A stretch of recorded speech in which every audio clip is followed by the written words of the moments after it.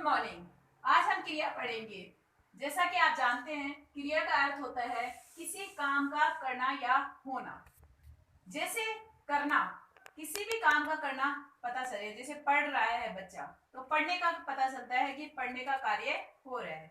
परिभाषा देखेंगे, जिस शब्द में किसी कार्य के होने या करने का बोध होता है, यानी जानकारी प्राप्त होती है, उसे क्रिया कहते हैं।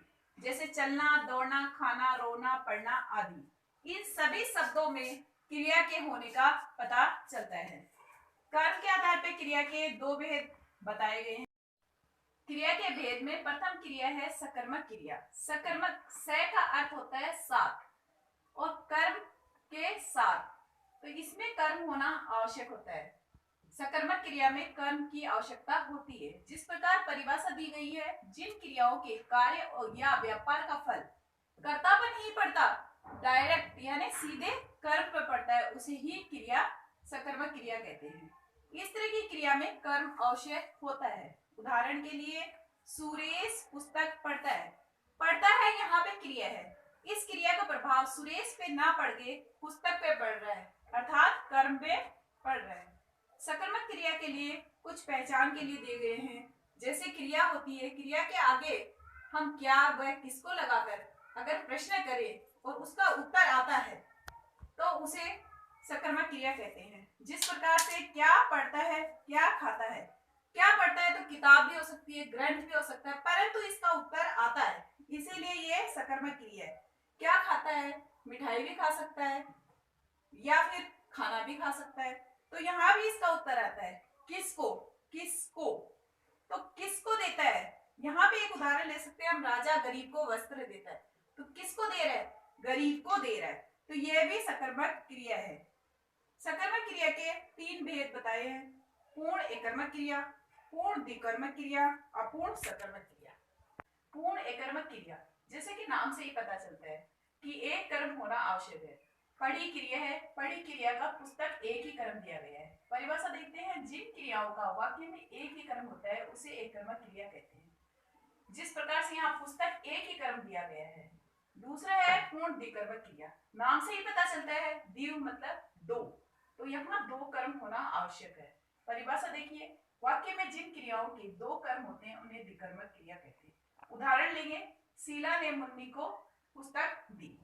मुन्नी को, किसको दी, मुन्नी को, और पुस्तक दी, तो यहाँ मुन्नी को और पुस्तक ये दो कर्म है और दी क्रिया है। पहचान के लिए देखते हैं, पहला कर्म सजीव होगा, यहाँ मुन्नी है, सजीव कर्म है। द्वितीय है पुस्तक, ये निर्जीव कर्म है। और यहाँ किसको, किसको का उत्तर आया है मुन्नी को, क्या का उत्तर है, पुस्तक। आप देखेंगे तीसरा अपूर्ण सकर्मक क्रिया।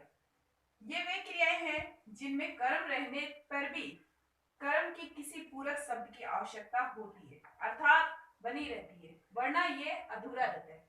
जिस प्रकार श्याम ने मोहन को मूर्ख समझता है।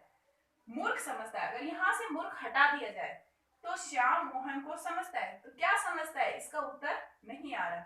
तो मोहन के कर्म के साथ पूरक शब्द मूर्ख की आवश्यकता है, तो इन दोनों शब्दों में संबंध है।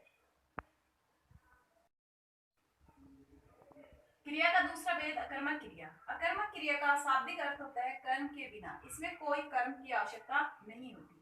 जिस प्रकार परिभाषा में दिया गया है, जिस क्रिया के साथ कर्म प्रयुक्त न हो तथा क्रिया का व्यापार या कार्य का फल दोनों कर्ता पर पड़े, अर्थात वे कर्ता तक ही सीमित रहे और उससे केवल कार्य होना ज्ञात हो, उसे अकर्मक क्रिया कहते हैं। उदाहरण के लिए देखेंगे, रमा सोती है, मोहन दौड़ता है।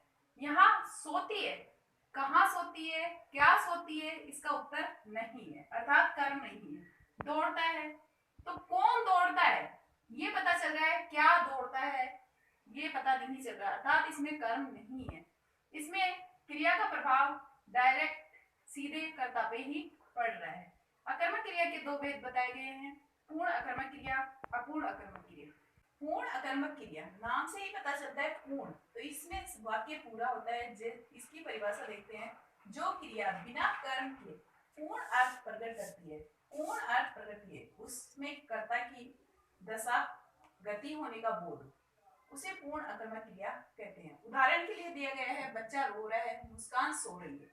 यहाँ रोने की दशा का पता चल रहा है और सोने की अवस्था का पता चल रहा है, तो यह पूर्ण अकर्मक क्रिया है। दूसरा है अपूर्ण अकर्मक क्रिया।